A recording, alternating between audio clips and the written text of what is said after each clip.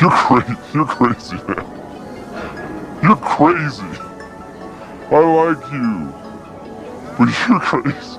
Denial is the most predictable of all human responses. Yes! That's awesome!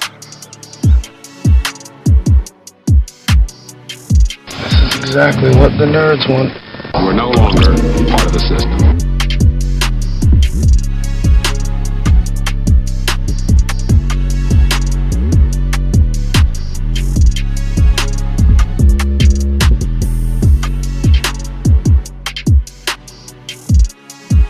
I got hairy legs.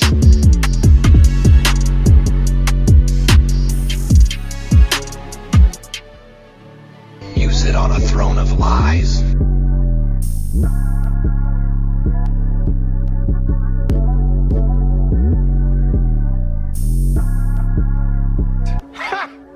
Gay! And welcome to another episode of the Big Gulp Conspiracy. Hey, Big Gulp, back at it. What's up, Goonies? I'm your host, Wild Bill. I'm your host, Pockets. We also got a couple other homies on with us today. Go ahead, fellas, introduce yourselves. Yeah, this is Dead Fox. Coco. Hey. What's up, fellas? What's going on? Oh, you know, just enjoying another lovely evening. Hanging out, getting ready to go deep. Three knuckles. All right, we got an interesting topic coming at you today.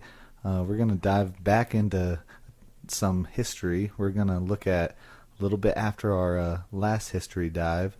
We're coming at you with some JFK and some Bay of Pigs and the Cuban Missile Crisis with also, what was the project? Operation Northwoods. Hey, Northwoods. Alrighty, so where do you want to start, man? Where should we dive in? We better catch all the Goonies up on what's going on here in the Big Gulp Labs. We missed you guys last week. Super busy time. We both got families, kiddos, wives, Halloween parties, which season, for sure. I won. I won the costume party. Oh, shoot. $50 gift card. Well, what'd you dress as? Joe Exotic. Exotic. Tiger King coming at you, baby. I don't know how I won. I had no intentions of winning. Wild Joe.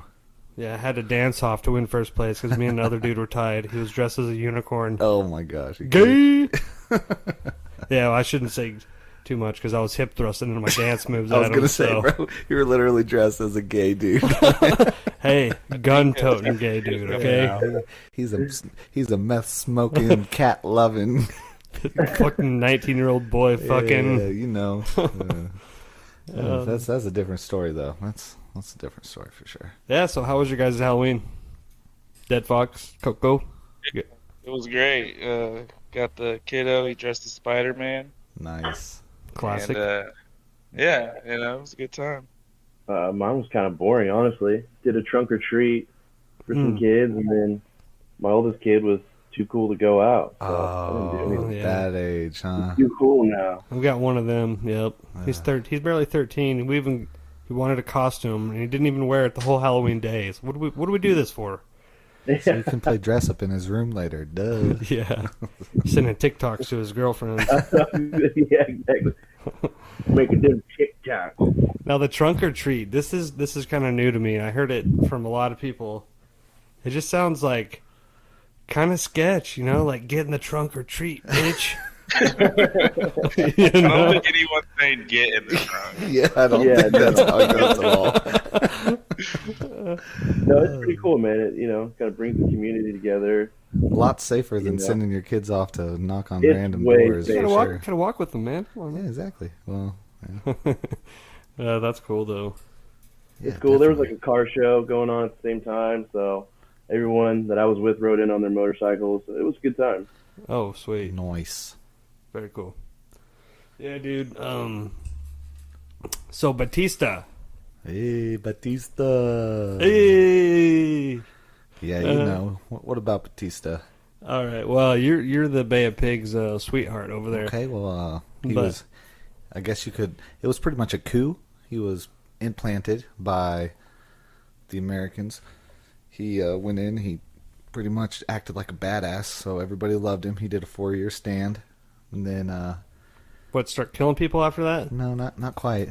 They brought him back in, and then he decided to change it from a democracy to a disciplined democracy, so a dictatorship. During the time, he gave away buttloads of land to American corporations and big name mafia guys. Oh, yeah. Yeah, and so Dude, they this, they were like going hand in hand there. Oh yeah, I mean Havana back in the day. You got to think about it. Like where did anytime you think of like Al Capone and those guys, where were they going off for the weekend? They're going to Cuba, to Havana, going to get their gamble on. Nice tan ladies too. Yeah, exactly. The whorehouses were crazy. But, They had good music too. for sure, man. And who doesn't like the salsa while eating salsa? But yeah, so Batista was put in, kind of like I said, a coup, and then he gave away a shit ton. Like at the time, I think it was 1/3 of the U.S. imported sugar was coming from Cuba alone. So there was a lot of money that was pretty much being made both ways during that whole time. But that didn't make the locals happy. The locals were sitting around like, this is some horse shit. This dude's getting put in. He becomes a dictator, gives away the land, but he's still like lovey-dovey with the Americans, letting them come in and gamble and have prostitution and pretty much just running. It was like a mafia island, pretty much. But yeah, so that led up to a young man by the name of Fidel Castro and his brother Raul Castro deciding that maybe we should do something about this. Yeah, and a little background on Fidel. He was born in Bahrain, Oriente, Cuba. The son of a wealthy Spanish farmer, Castro adopted leftist and anti-imperialist ideas while studying law at the University of Havana. Wow, So educated. Yeah, educated little communist. Yeah, well, I mean, his brother was the Minister of Defense during the Batista reign, so, I mean, that also helped him get a little bit more backing for their revolution. Yeah. Sorry about that. But yeah, so he goes in. Oh, excuse me. Beer burps. More room out than in. Yeah, better out than in, I always say. Huh? No, but what was I saying? What were we talking about? No, I'm just joking. Where am I? How did I get here? And back to how did I get here? No, so yeah, they pretty much, Fidel was a lawyer. He got with his brother Raul, and they were like, screw this guy. Let's make it to Cuba first. We want Cuba before everyone. Para the pinche imperialistic Americans. Yeah, so they went in. Taking my sugar cane. I believe it was 59. The revolution happened. Yes. Yep. Overthrow of Batista.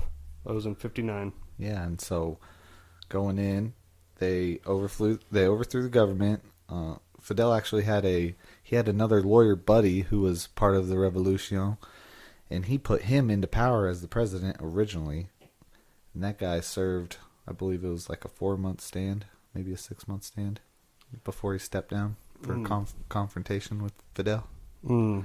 That's whenever Fidel took over. Said, okay, I'll do this. Yeah, so Fidel was key in getting him and his homeboys gathered up for a guerrilla warfare style overthrow. Yeah. So, I mean, you can imagine these fools rolling up in, like, I don't know, like the equivalent to, like, a Humvee. The old, like, ISIS in, like, Toyotas with, like, guns mounted on the back, you know? Yeah. Straight up, just rolling deep. It's like, how many guys you got in the bed of that truck? We got enough. Yeah, I seen a little story on one of them. I forget which city they were coming out of. They had like 150 guerrillas there with Fidel. I don't know if he was with them. I imagine he was. Head honcho guy. You got to show support. But they're rolling into a base, fucking 16 cars deep. 3 didn't make it, got stuck at the border or something. Just went into fucking full guns blazing. Ran into machine gun fire. Shit got real. And But they actually might be considered a victory for their little battalion they had going. They only lost like 5 dudes. Yeah. I think injured like 7, and they took out like 29 of Batista's army men. Yeah, and they took over, didn't they? They took the base. No, not that time. They had to retreat because of okay. heavy machine gun fire.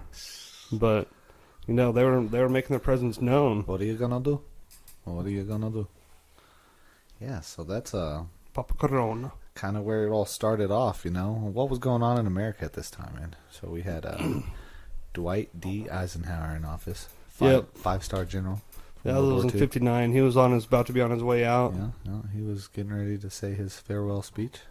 And, it's a pretty interesting one too. Yeah, I think he was talking about the military-industrial complex. Yeah, that he had instilled. Yeah, and it's kind of funny because at that time we had CIA just going plotting out the ass all over.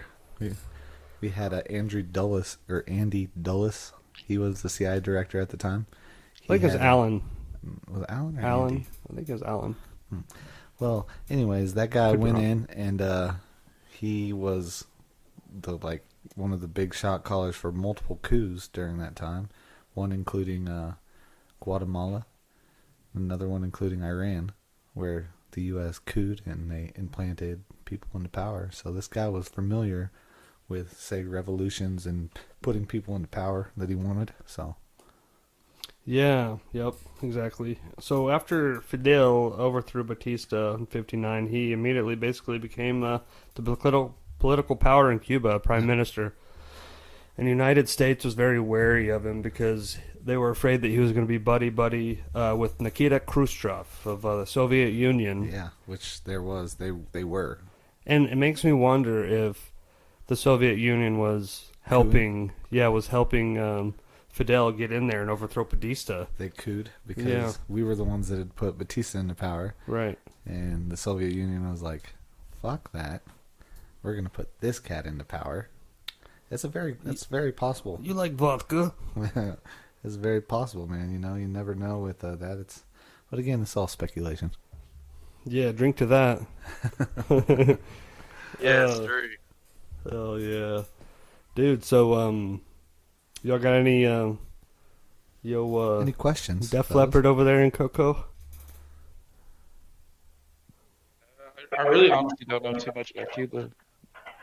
But I do know from my Serbian neighbor that Cuba and, well, I guess Fidel and the Serbian president, leader, I don't know what you'd call him, but I guess they had a really good relationship is what he was telling me. And the Fidel would import Cubans to Serbia, and Serbia would export good times. I bet. And that and probably arms, if I had to imagine. And probably arms. Yeah. You need ammunition? Got ammunition and vodka. Yeah, so pretty much this was causing a lot of grief in Washington, D.C. Eisenhower had already been speaking with the CIA. They had already started developing plans to overthrow this revolution. Right, and go back in and re-secure power in Cuba. Because, I mean, at this point, you know, like I said, Fidel, he went in there and he was like, well, we want Cuban first. So he went in and he shut down all the whorehouses. He shut down all the casinos. He started taking back, because at this time there was multiple American corporation businesses that were there in Cuba, and he started seizing them left and right, just taking control and being like, oh, no, you're out, we're in. And so there's a lot of people that were getting rubbed the wrong way during this, which was causing a lot of grief in the USA, like I said. And so you had Dwight D. Eisenhower working with the CIA, and they were formulating a plan for an invasion to help a revolutionary force for Cuba take back their country. Yeah, and so I think the mafia dudes, I was just trying to look up, I can't remember their names, Roselli and Tropicante and one of the other main players. Yeah. They were trying to hire, basically the CIA came to these guys and was like, hey, we kind of want you to kill them. Yeah. But little they know, these guys were already trying to kill fucking Castro. They even had multiple attempts on him. One, they had one of their homegirl spies, I guess at a dinner party, that was going to try to poison him. And she didn't do it. She got cold feet before she did it. He was a charismatic man. I think he just wooed her. Probably. Started swinging. Yeah, swinging that thing around. Sorry, Mom. Well, it definitely was not Fidel Castro. Yeah, that's true. It definitely wasn't. Yeah, but so that was taking place, and during this time there's a lot of exiles. There's a lot of Cubans that had fled whenever the revolution had happened, including the former dictator Batista. Whenever he fled, he put a hefty $300 million in a briefcase and hightailed to Miami. So call that quite a severance package, I'd say. Oh yeah, no doubt. So during this time, we had the CIA down in Miami, and they were starting to recruit these exiles to form a militia of revolutionaries to pretty much launch a counterattack back into Cuba to try and re-seize power of Cuba. This the training included there's a law in place that says that you can't train enemy forces on U.S. soil, so they sent these exiles down to like Guatemala to do some training, and also Mexico City. And even though this law is in place, I believe that they also did like some training in Louisiana, is what I came across. So. Yeah, and that makes sense, because it's marshy, swampy, same as like if they're getting on the coast of Cuba. Yeah, I suppose that's probably why they were doing it that. So that's all going on, and we also at the same time we have a heated presidential election going on between a Mr. Richard Nixon and John F. Kennedy. And yep. This is taking place, and all this is still going on in the background, which it's pretty interesting because JFK won. He blew it out the water with the electoral votes, but whenever it came down to the populist vote, I believe it was like less than a 1% that Richard Nixon lost by. So it was super close numbers. Yeah, sounds familiar. Yeah. So here we got JFK coming in, youngest president ever elected in the United States of America, and right before his inauguration, he gets briefed. He's like, "Oh, hey, by the way, we have this big operation that's super under wraps going on where we're gonna infiltrate. We're trying to infiltrate Cuba with Cuban revolutionaries that we've been training for the last year and a half." And he's just like, "Well, I'm gonna go accept presidency now." Yeah. And he didn't want to take the rap for that. No, he wanted to keep them separated. He wanted to keep it as far away from the public's eyes as he could. So there was a lot of issues with that because they had plans coming across his desk that he was okaying, and then he was coming back on and deciding not to do. And honestly, the invasion, the Bay of Pigs, it was just a large, large mess. Yeah.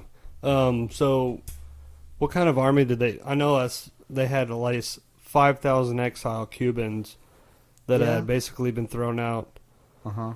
And so they're training these guys, like you said, in Louisiana. I think they even had some training in Miami, and then Guatemala, I think, Venezuela, Mexico. Yeah, so like I had said before, in 1959, Fidel Castro came into power in an armed revolution that had overthrown the Cuban dictator Fulgencio Batista. And that it interrupted everything that the U.S. government had going on over there. So that's where the big issues came into play. Yeah, throws a fork in the at the CIA and the mafia at the same time. It's kind of funny how both of those guys got pissed off. It's almost like they're working together. Yeah. Yeah, so and like you had mentioned, one of the things that really was worrying is the fact that this Fidel Castro character, he was already like in good standings with the Soviet Union and their leader Nikita Khrushchev. Yeah. Yeah. And so one of the big things is the U.S. really didn't like the Soviet Union putting their missiles in Cuba. hence the Cuban Missile Crisis, or the October Crisis of '62. Yeah, this is before any of that had happened. Yeah, it was earlier on because it was either 59, 60, about the same time era though. It was around the same era. A U-2 spy plane. I think that was after JFK was president that they got the pictures from the U-2 spy plane of the missiles. Yeah, they hadn't done that until after he had gone in. That was after. I'm pretty sure that was after the Bay of Pigs. So. Yeah, could be. But basically, the Soviet Union was just, they thought it was fair to them because we had put missiles in Turkey and Italy. Yeah, which we had. Fair play. Yeah, really. What are you gonna expect? Exactly. It's crazy. I mean, literally on the brink of nuclear winter. Yeah, and if it wasn't for Kennedy, we probably would have been there. Yeah, with Nixon going in. Probably, because Nixon, he was a regular down in Havana. They say he was a frequent flyer. A lot of the girls knew him by his first name. Frequent fucker Miles. Yeah, so shortly after the inauguration of JFK, he went ahead and got the plans for the invasion, and he was able to authorize them. But he wanted to be very, he wanted to keep it under the wraps. He wanted to keep it covert. Yeah, he tried to just pretty much, like I said, keep himself and it almost separated, which, I mean, I can understand. He's a young president coming in and then just getting slapped with something big like that. Doesn't want that heat, son. Hey, by the way, this is about to happen and you're taking over office right now. So it's like, well, that's not going to help. Right, yeah. Freaking talk about egg on the face. So, real quick, JFK did give that speech where he talked about basically like a machine that was in control, right? Yeah, that was after. And I think Eisenhower sort of hinted to that on his speech on the way out as well. Yeah. So, yeah, that's kind of just reinforces, him coming in and there just being some big plan underway that he had no control over. Yeah, well, it's the CIA, man. They were kind of. Who was heading that? Was that George Bush Sr.? No, this was I think he was earlier. This was Andy Dulles. He was the director of the CIA at the time whenever JFK went into office. There ended up being a big, like, him and JFK, they butted heads. Let's just say we pretty much had a rogue CIA that was like, no, this is the plan, this is what we're doing. But at the end of the day, he was the president and he had the ultimate say over a lot of things. And he was kind of messing with them. Like, he was like approving plans, but then he was going in and like being like, well, no, let's not do that. And it caused a lot of miscommunication. There was tons of error in the launch. They, like, honestly, they should have called it back before they continued to go, because right out the gate, things just were happening that were wrong. Because there was supposed to be like preemptive air forces were supposed to go in, or airstrikes were supposed to go in to help take out some of the air support for the Cubans for the landing of the revolutionaries. Well, on all those, they pretty much were completely unsuccessful. I mean, one of the strikes, they had 90% of the damage that they did was to planes that were immobile anyways. They were irrelevant. Yeah, it wasn't like to a the battle. boneyard. Yeah, they went and just bombed a boneyard. Yeah, and on our side, for when we did the invasion of the Bay of Pigs, we had aircraft leave somewhere out of South America, and they arrived an hour late after the invasion had already started. Yeah, Nicaragua. Yeah, they came out of. They claimed that they were late because of the time change. Yeah, there was confusion. Like I said, man, like there's just so much that went sour so quickly. Honestly, Fidel was also like 2 steps ahead the whole time. Like there was one beach that they went to land on, and they were loaded to the teeth with heavy artillery round. Like they already knew it was. They sunk multiple of the ships before they even got there. So by the time the revolutionaries got to the beach, they were short of ammo. Like this, they were supposed to have enough supplies for 30 days. Like they were supposed to be supplied up for 30 days of battle at this beach. And they had been fighting, I think, 6 hours, and they started running low on ammunition. It's like, yeah. What happened? Yeah. What happened? I really feel like there was some kind of double cross here going on for Fidel to have that much information on the invasion that was about to go down. And, That's what it sounds like. And it was all done by Cuban exiles because JFK wanted to keep his shoes clean on this one. Yeah. So they tried to make it look like an organic thing of pissed off Cubans that wanted Fidel out. And there's so much they messed up on, man. They took decommissioned World War II. What were they? They were B-26 bombers. Mm-hmm. They painted them to look like Cuban aircrafts, but then whenever the pictures came out, you could clearly see that they were American. It's like, oh, that's an American plane that just got a shitty paint job. Huh, wonder how that happened. But yeah, so like you said, they had bombers. There was 8 bombers that had left Nicaragua that were supposed to be part of the official like invasion bombing, like while these guys were taking, and they all missed. Yeah, I think they hit like 1 out of 10 targets, or 10%. So to me that just screams spies that Fidel had as exiles planted there to give them the 411 and what was going down. Yeah, so it was pretty much just informants. It's kind of interesting. So pretty much after the planes had botched the attacks on the airfields, Kennedy went ahead and called off the second airstrike.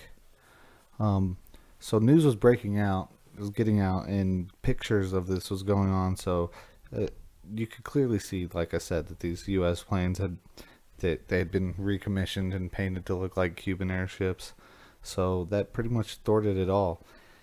So then, on April 17th, the exile invasion force known as Brigade 2506, they landed on the beach along the Bay of Pigs, and they immediately were just swamped. Yeah, just hit. Like there was no stopping. It was just immediately just struck. Yeah, so they went in and they bombed the shit out of them, but they were unsuccessful. Like, so Kennedy had approved this first bombing, right? And they go in there and they don't hit anything. Right. And at this point, there's been pictures taken. Like, all of a sudden, all this news starts funneling back to America, and it's showing pictures of these bombers, and you can clearly see that it's U.S. planes. Like, it's not like super obvious, but wink, wink. Yeah, exactly. So he goes ahead and he just completely cancels on this, on the rest of that. And that's only the beginning of it, man. Not only did that happen, but then on top of it, Cuba had this massive storm that was just pummeling the beach. So all the invasion forces that were getting launched, they were dealing with launching into this super like soaked, soggy beachfront, and then the weapons were super soggy and everything. And on top of it, Castro's Air Force is still in full swing. So Castro, he launches his Air Force, and guess what? Boom, he's sinking ships, he's sinking escort ships. He's destroying pretty much all of the Air Force, like all the air support that they had with them. And brought like 20,000 troops to bring to the beach. Yeah, he had like 20,000 troops that he had brought with him. And the Cuban forces, they continued to control the skies at this point. And the situation just grew increasingly grim. Like, these guys just, there was no hope at this point. And that's what's really sad. Because they continued. And this is like, at this point, this is probably like the 4th or 5th thing that had happened, which is like, turn back. Turn back now. But they just kept going, man. And it's, I don't know, it's just crazy. Hold the line was way gone by then. Oh, yeah. At this point, they were literally grabbing at straws. There's nothing to do. No. So they end up getting complete, like I said, they hit the beach. Their ammunition's depleted because the ships are sank. Their Air Force support is gone because the shit, like, they were destroyed. They're in this soggy situation. They don't have ammunition. And guess what? They're hitting... Overpowered. Yeah, 20,000 troops. Versus, like, what, 1,200? Yeah, it was 1,200. And they were out. It was a canoe out to the... Death trap. Yeah, without a paddle.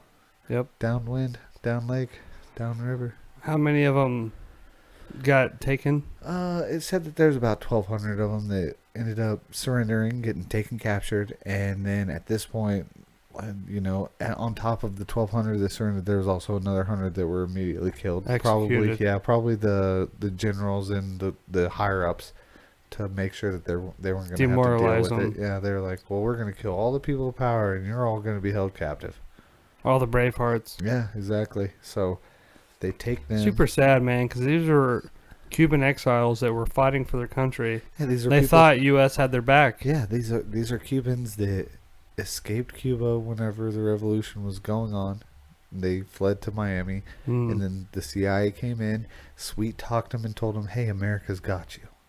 Can you imagine, we got your dude? back. Don't worry. We're gonna go in here, and it's gonna be, don't worry, because we got you. We're gonna go, and we're gonna take your country back for you." So, and then they were just left hanging. Oh man. Oh. Such a horrific scene, dude. Yeah, so I mean, at this point, JFK's pissed because during this whole time, it's a failure. During this whole time, Allen Dulles, he had disappeared. He took a vacation that weekend. The weekend that this was going on, he was nowhere to be found. So they're calling him, he's not answering. So they're trying to like make the calls, do what's best. Granted, this was supposed to be like a 30-day front. Like they had planned for 30 days. And it lasted 3 days before it was completely foiled. And they were already running out of ammo. No, it was foiled at that point. They were out of ammo within, I think, the first 6 hours. They were completely defeated and surrendered 3 days. Sitting ducks. Yeah, that's called shooting fish in a barrel. Yeah. Yeah. Really. Oh, man. So the Bay of Pigs was a gigantic failure. Do you want to go into... Yeah, no, but... No. I mean, this... Like, you got to think about it from JFK's point of view. Right. He went in here. He had just got elected in office. He had no idea because this was a covert operation that had been going underneath the wraps the whole time. This was 4 months into his presidency that this was on his plate. And guess what? He had to go and take it in the chin. He had to go and tell the public, this is what happened, and he did. Like a man, he stood up there and he took full responsibility, even though another reason why I took a bullet. He had nothing to do with it. No, it created issues. Like he had a grudge. I think at this point he was pissed off that they did this shit. CIA, they think they're running their own shit. Yeah, they pretty much were like, "Oh, we'll do it anyways," because he wasn't, he wasn't on board. He was just, I mean, he was kinda. Right, I mean, that's what the paperwork says. Well, and even presidents can be manipulated by the intelligence community because the intelligence community is supposed to know the 411. Yeah, exactly. And I mean, like, I don't know, that's tough. Like, think about that, being the youngest sitting. Like, he still to this day is the youngest person to have ever been elected in office. The most OG too. And he went in there to that, and then all that happened. So after the Bay of Pig fails, he's pissed. He's like, the CIA, that's a bunch of bullshit that they pulled this shit. So he goes in and he says, "Mr. Dulles, you're relieved." And that created an issue. Like, he thought, okay, I'm just going to go chop the head off the snake. But another one grow back. It wasn't a snake. It was an octopus. And he had just clipped one of the many tentacles. Because Dulles had all kinds of people in his corner. He had all kinds of support in the CIA. He was just the head boy. Exactly. I mean, think about it. This dude, he was responsible for 2 coups that are on file, public record. Who knows what else this guy was actually involved in, Oh, no doubt about it. And it's just crazy, too. Because you think about it, and it's like, what else was going on during this time? You had the Cold War. You had all this stuff between the Soviet Union and the United States, and this guy was like at the center of a whole bunch of other stuff going on too. And it's curious, and like on top of everything, you got to really think like these guys were just trying to get back their country, right? Just some patriots. Well, yeah, I don't know what Cuban the word, patriots. Yeah, I don't know what you'd call that. But yeah, they literally watched multiple coups happen at this point. They'd watched the United States implant Batista the first time, and he was great. He was great his first service. And great for the U.S. And then he left. The mafia. Well, yeah, but I mean, not only that. I mean, they say that he was really well liked and that he was doing a good job. But then it wasn't until his second time coming back in that's whenever the light switched. He started, and it kind of makes you wonder. It's like, at first, was he working for the American government, and that's why he was doing such a good job, and then the mafia and everything came and got involved, or maybe it was the opposite way around. Maybe the first time he was working with the mafia and stuff, and then the government, the USA government, you need to work with us, not them. Yeah, and that's whenever he went in there, and that's whenever he's like, "Oh, we're gonna do a disciplined democracy," and everything went to shit. Yep, firing squad shit. Yeah, I don't know, man. It's interesting to think about. You know, we don't know. We were born way after that, so we can't. We can't really tell what it was like. All we got's articles to read. Yeah, we're basically some armchair. What's the word I'm looking for here? I'm not sure. But okay, armchair researchers. Yeah, just to kind of finish off the Bay of Pigs, though. So, like I said, there was only 1,400 people to begin with, right?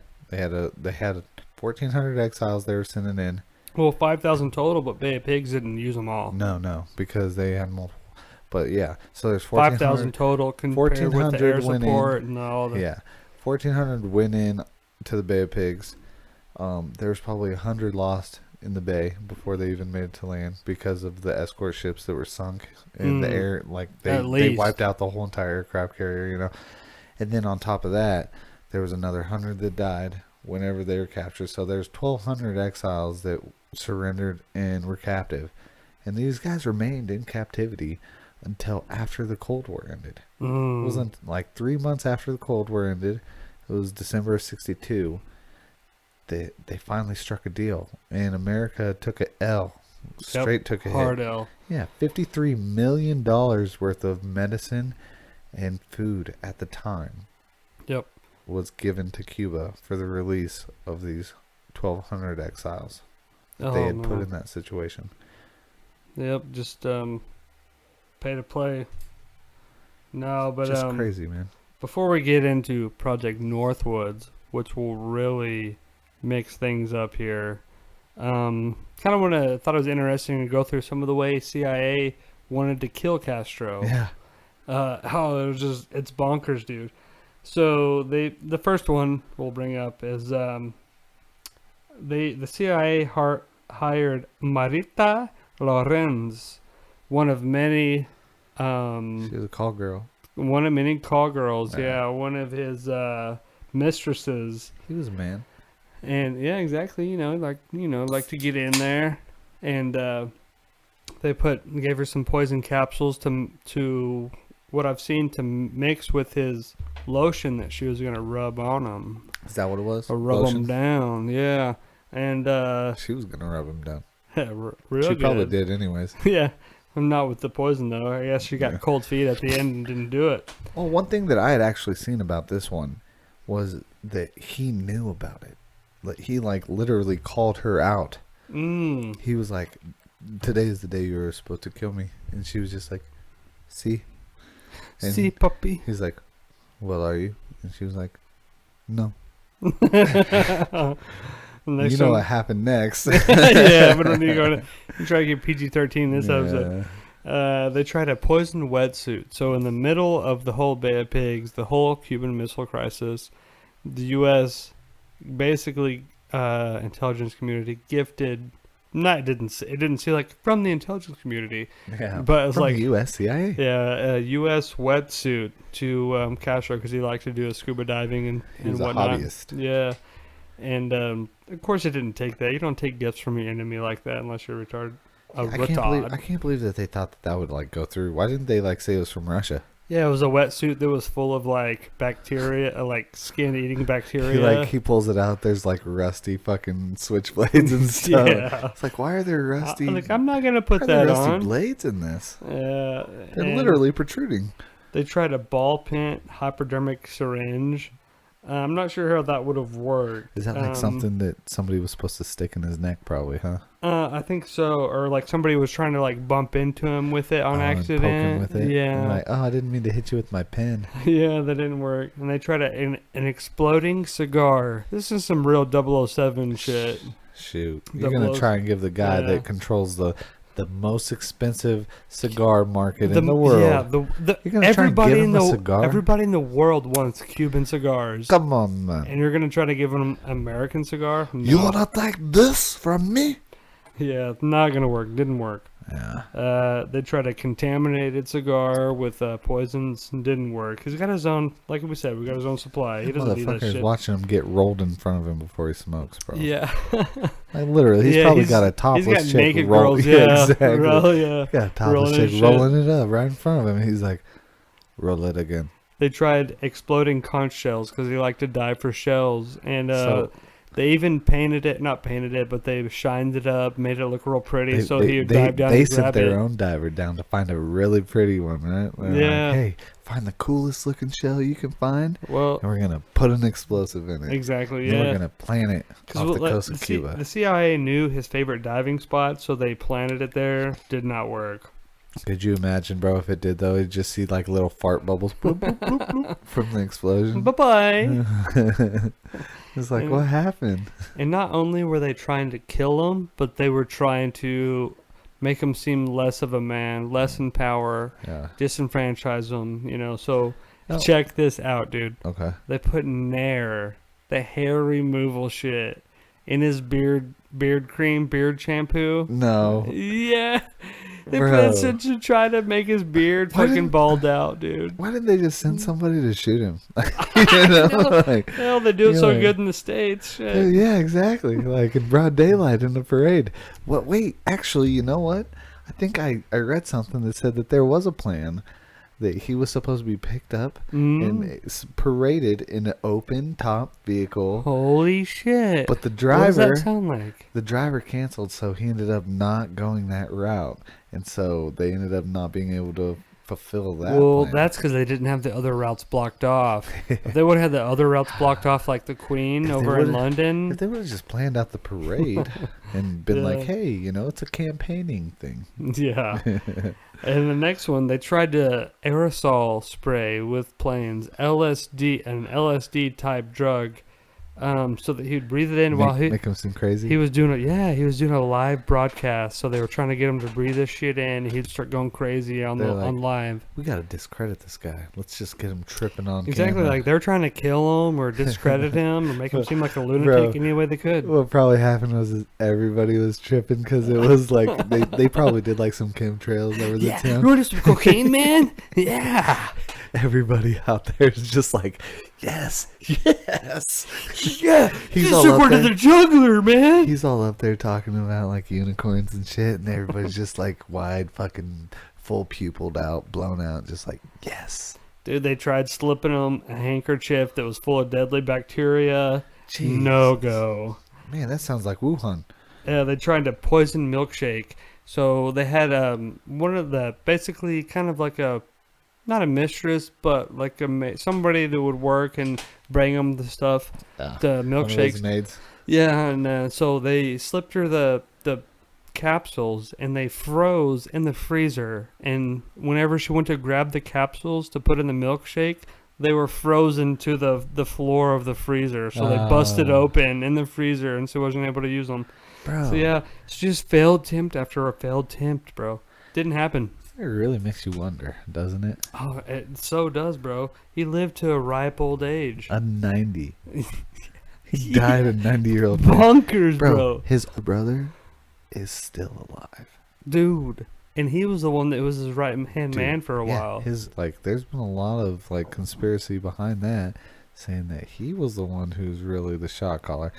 And I mean, it makes sense because he was the one who was the what's the word I'm looking for? He was the defense secretary. Yeah, he was pretty much like Cuba's Secretary of Defense whenever that all started.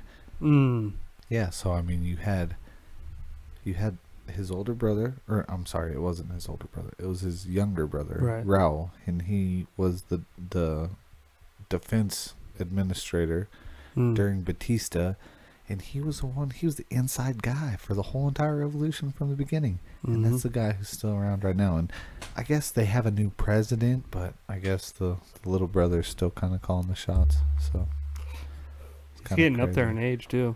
Yeah, he's got to be. I think it said he was born in 31, so. Right. Yeah. That's 90. crazy, dude. It's 90 now. That's older than the average age here now.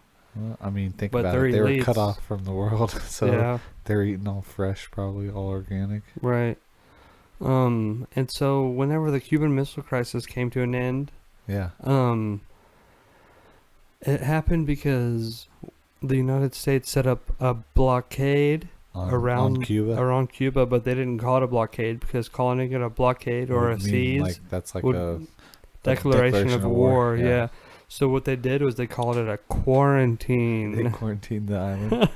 Like, Where do we "Oh, hear that now? You Yeah. guys are sick. Yeah.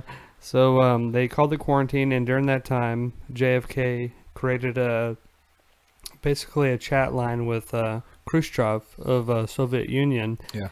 And they started talking, which is very good because talking with your enemies is a good thing. It prevents war, and that's one thing JFK sure. did very well that lot people of don't times. give him enough credit for. Nope. Because if he wouldn't have talked it out, we might have had major nuclear war. Yeah. And so they did that, and so the Russians finally came and they took their missiles out of Cuba. We, quote unquote, took our missiles out of Turkey and Italy, which Winky it's face. yeah, winky face. It said, we disassembled a lot of them, but the legend has it we left a lot there, Dude. because you know how things work. That's so crazy too. Like if you really think about a nuclear weapon, like Mm-hmm. Yeah, and at that time, even in the 60s, there was enough nuclear weapons on the Earth to end the Earth. supposedly. So, allegedly, yeah, supposedly. Allegedly. And Yeah, man. I mean, and it's. I don't know. Like I'm not one to say one way or the other, but I just. You're not getting off the fence on that one. I don't know.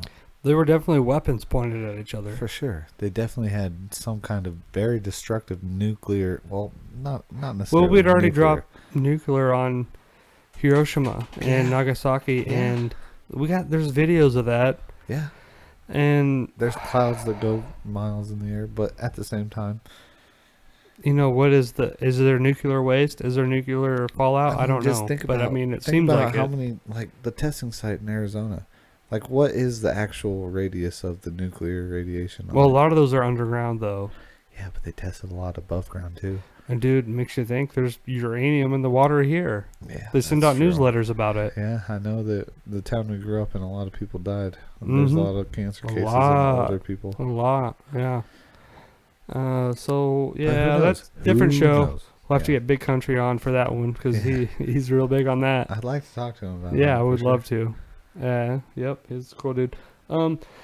So we talked about how the CIA was going to do that. So this in the Bay of Pigs. So this brings us to Operation Northwood, Which is a bunch sicko mode. sicko mode. No, Sicko I don't want mode. to use that term actually, because that's a Travis Scott term.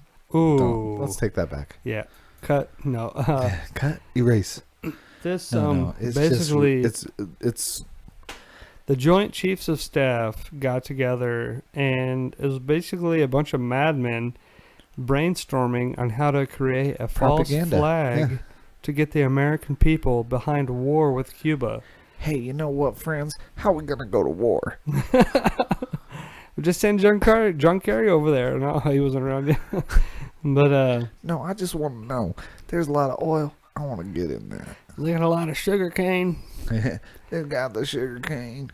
And dude, so they had operations that they were flying airplanes that were marked as Cuban, like they kind of halfway did in the Bay of Pigs. Yeah. And they were like dropping incendiary bombs on other countries, like that were also kind of Aligned with us, but against Cuba. But this didn't actually happen. This is one of the plans. Oh yeah, there's brainstorming this Yeah, shit. this But is they're like they at were a no, round they table. they carried some of this shit out. I think. They're No, well, I don't it think was so. mostly all round table. Yeah, they're you're right. sitting at a round table trying to decide, well, what's the best way to get the American public to allow us and be behind us, to back us, So to go to war with Cuba. the main thing, they started a bunch of rumors about Cuba, and they had talks about, we'll send Cuban Castro's forces over his neighboring countries and drop incendiary devices on them. Yeah. That way it's not just U.S. being singled out Yeah.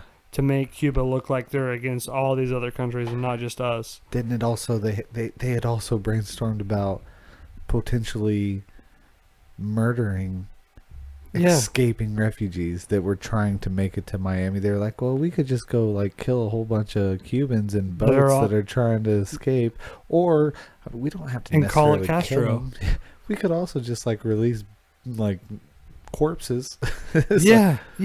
They even said like dead or alive, basically. Yeah. We could sink a ship if it's dead or alive, if it's real or not. It'll still be propaganda. And they also, what about the airplanes as well? About like the wreckage? They planned on having a charter airplane full of college students to fly over Cuban airspace. This is a non-planned. It was it was planned, but didn't happen. Well, no, I know, but like, what's the term I'm looking for? This was like it was supposed to be a flight that wasn't on the books. A non-chartered flight. Yeah. Yeah, just like some group of college students off the whim wanted to go vacation. Using the funds to. Mommy and Daddy wanted to send us to Cuba. Yeah, well, not even that, just just around the airspace, and then we would shoot it down, real or not real, a drone or a real plane. They even specify that. Yeah. And real bodies or not real bodies, and then they would have submarines come and release airplane wreckage from underneath the water to have it float up. But there's where the plane went down that they shot down. They shot down innocent civilians. Man, this just sounds familiar. Yeah, it sounds a lot to me like the Pentagon. What did they say? Didn't they say they found a passport of the terrorist outside the Pentagon? Oh, yeah, in New York City, on the front, right in front of an FBI agent. Like he dropped it and then picked it back up. That was in New York? What was the one? I thought there was something super peculiar about the Pentagon, too, that was just like, oh, yeah, they found this. Oh, yeah, they found like a landing gear and like no engines, no seats, no bodies. Nothing. Like, it's because they found a couple of pieces. Yeah. Bro. So, like, they blew that shit up from the inside. The Operation Northwoods also had, they were planning on landing Cuban army, which in the documents they say in quotation marks to make it look like, so basically it would be our guys, dressed, intelligence community guys, actors. Dressed. Yeah, exactly. Crisis Hollywood. Actors. Oh, Hollywood. Dressed in Cuban military, protesting and trying to take over army bases. Crisis actors. Exactly, dude. Oh my God, yeah. How many times have we seen that in our life? Mm-hmm. And to stage it like Cuban was trying to do something to our military bases. Yeah, but it'd be minimal damage, right? Is what they put. Yeah, and they also cause minimal damage. Another one of their plans were they were going to launch artillery rounds into American bases and destroy stuff, and be like, it was them. Yeah, maybe kill people and destroy buildings and cause damage. You couldn't do it without killing people. Yeah, you're not wrong, dude. They would have to have some casualties to get people behind it. Fired up.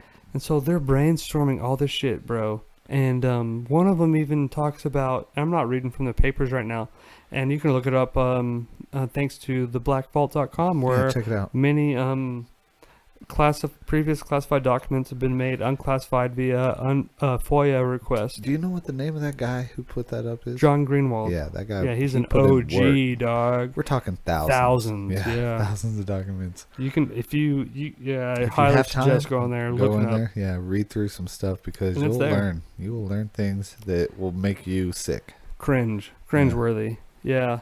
And bombing American bases, which would be American bomb. It's just total propaganda. Yeah. And And they talked about even hijacking planes. Dude, it's just sickening because there's too many things. And this, you guys got to realize, this was taking place in 62. Mm-hmm.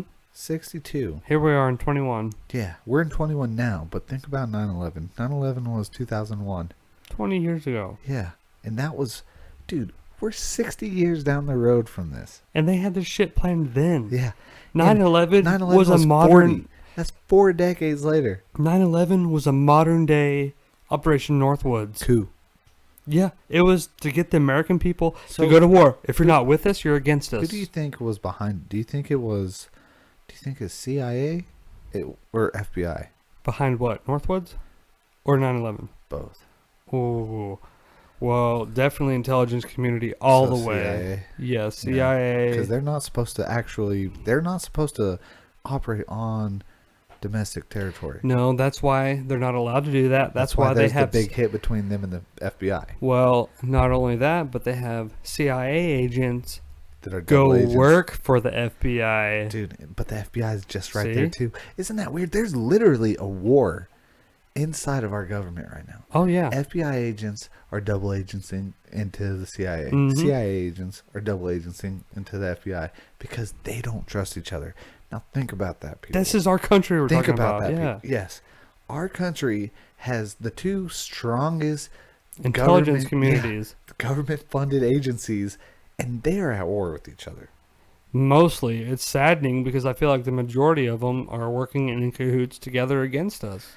Which is, that's sick. And I say us as in the common good. Yeah, the common people. Yeah. The 9 to 5 working hard Family American oriented, fucking. that, just wants to live and prosper with his family. Mhm. Doesn't want any, We don't want war. Yeah, exactly. I don't have any issues with people that are overseas from us. Do you think that I want to see us go and kill people that are thousands of miles from us, that literally by themselves could do nothing to affect my way of life? Right, but we're doing it for freedom, for our Yeah. freedom. Yeah, it's stupid. it's totally bonkers, dude. It is. And so this is why I kind of like to do this, because it just pokes holes in the narrative that we Yeah. see every day in the modern day. Because They were doing this shit back then, Yeah. and even before that. 60 years ago. And 40 years before 9/11, they were talking about how they could make 9/11 happen. Yeah.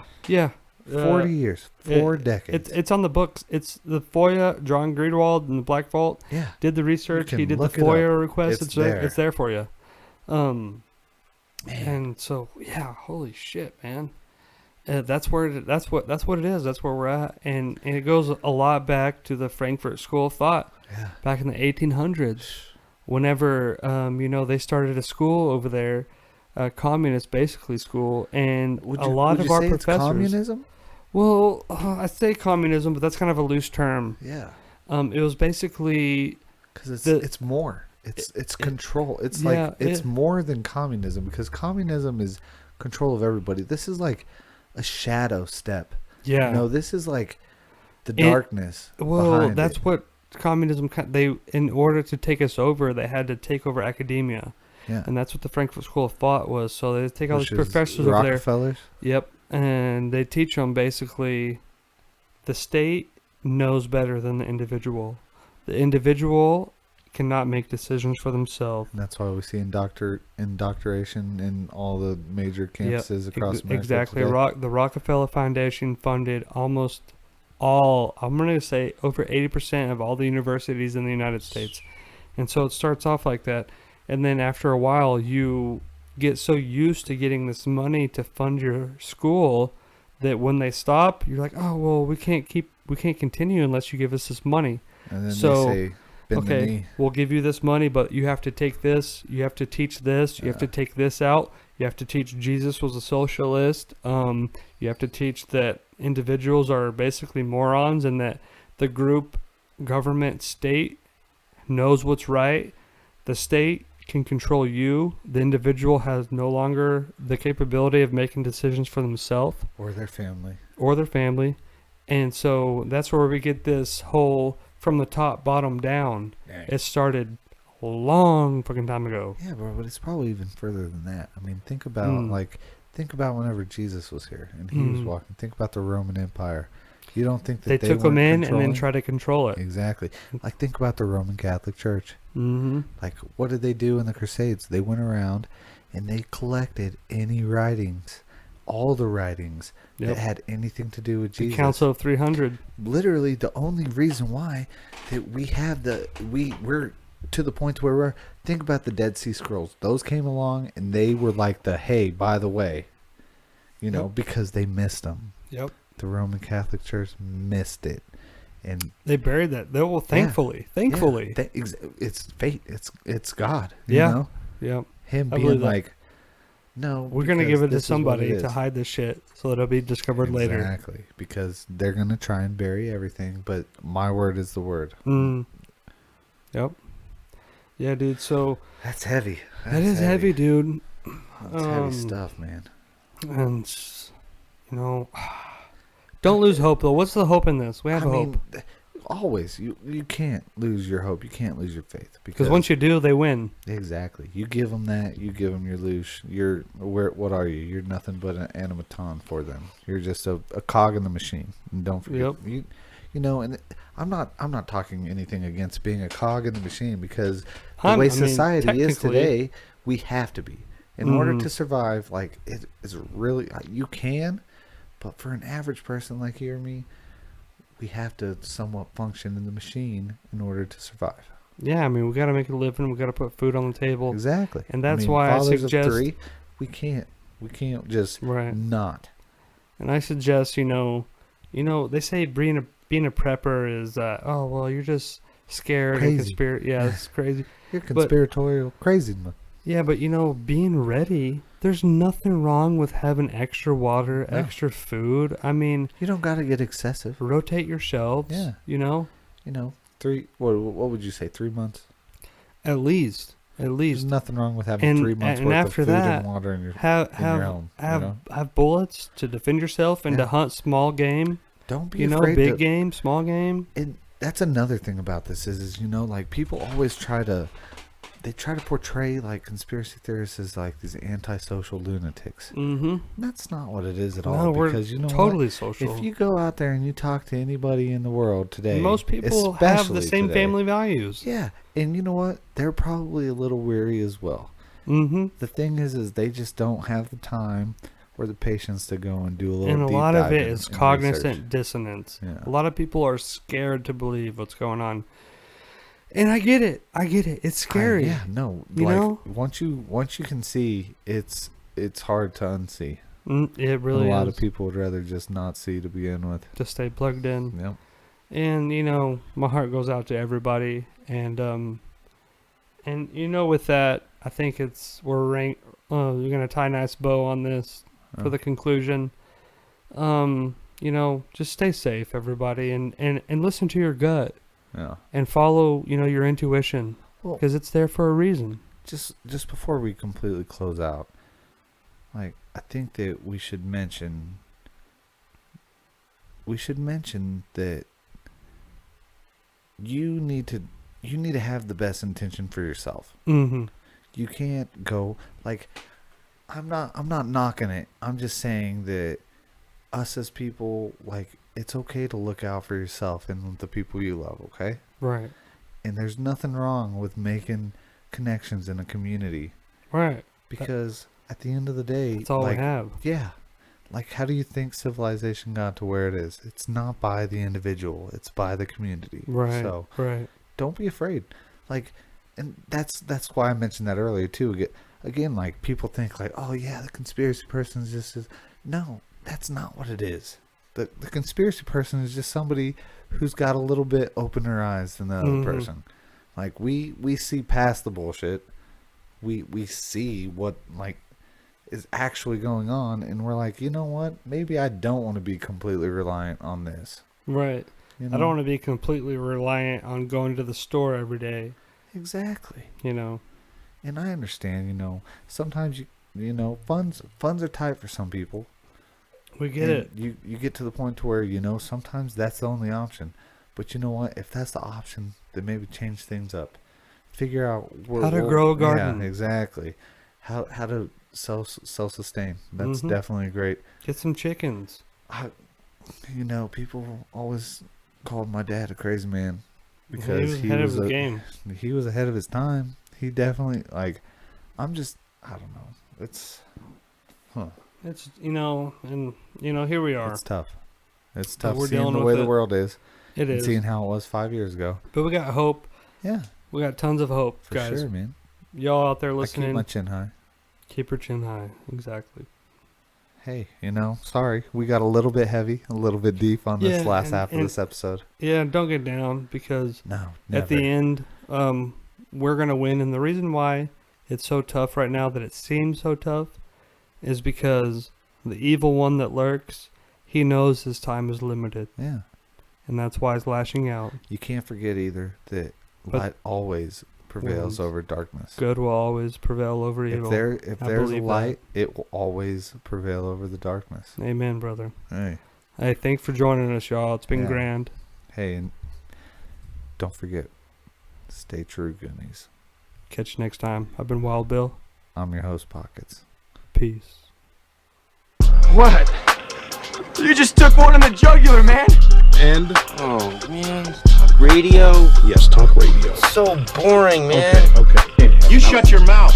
What are you afraid of, Dickerson? People might find out there's a war. I'm going to hang up this phone, and then I'm going to show these people what you don't want them to see. I'm going to show them a world without you. I'm sorry, could you speak into my good ear? Let's get this shit over. I can't believe we broke the fourth wall for this shit, Morty. Oh, God. What was that line again? Oh, yeah. Stay true, Goonies. There. Let's go, Morty.